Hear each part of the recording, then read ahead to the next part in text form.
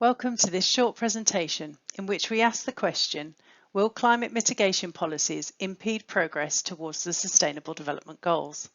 My name is Lindsay Schutz, Consultant Economist at Elevate Economics, and this is joint work with Karen Thierfelder at the US Naval Academy using a toolkit developed by CGE Mod. We consider the impact of the implementation of response measures in this study. Climate change is a global crisis that requires a reorientation of economic systems. Response measures may have many different types of impacts, and this is recognised in the Kyoto Protocol and Katowice Agreement, that the minimisation of negative effects on developing countries must be aimed for.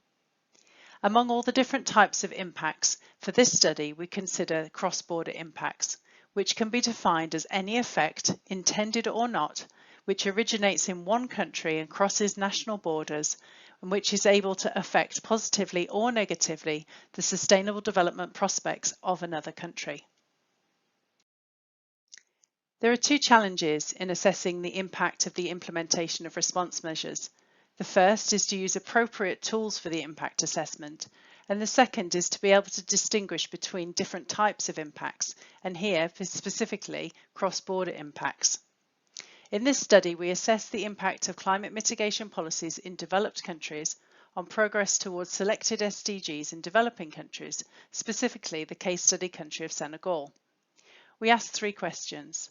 Are there cross-border impacts? Secondly, are they positive, negative, or mixed in sign?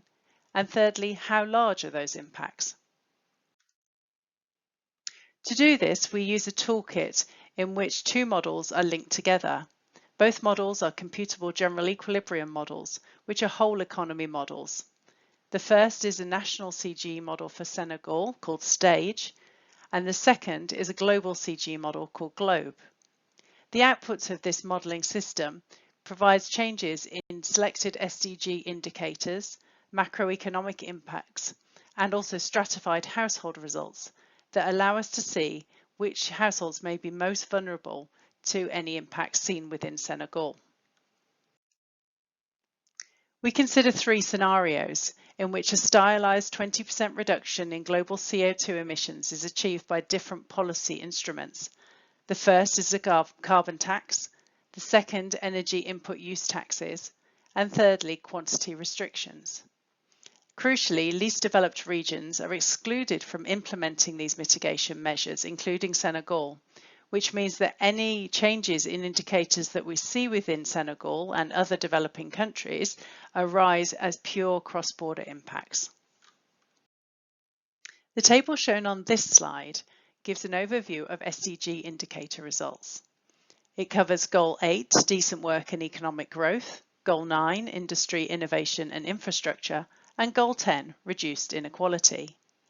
Changes shown in blue indicate progress towards the goal, whereas changes in orange indicate a regression away from the goal, with darker colours indicating a stronger impact. At first sight, it may appear that the results are quite mixed.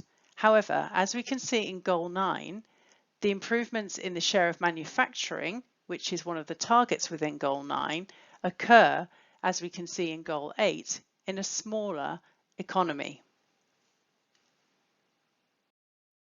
We find that climate policies may have relatively large, broadly negative cross-border impacts. All three policies are likely to worsen living standards in Senegal in the absence of countervailing policies. We find that the carbon tax is least negative as the more efficient instrument.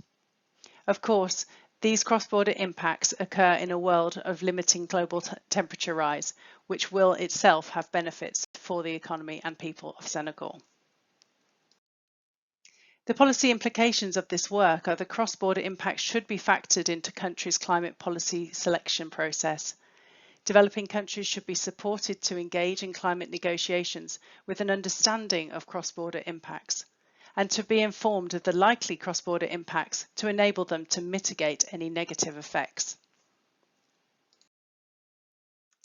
For more information on the toolkit used in this study, join us at the COP26 side event, 6:30 to 7:45 on Monday the 8th of November 2021 at the SEC in Glasgow, UK.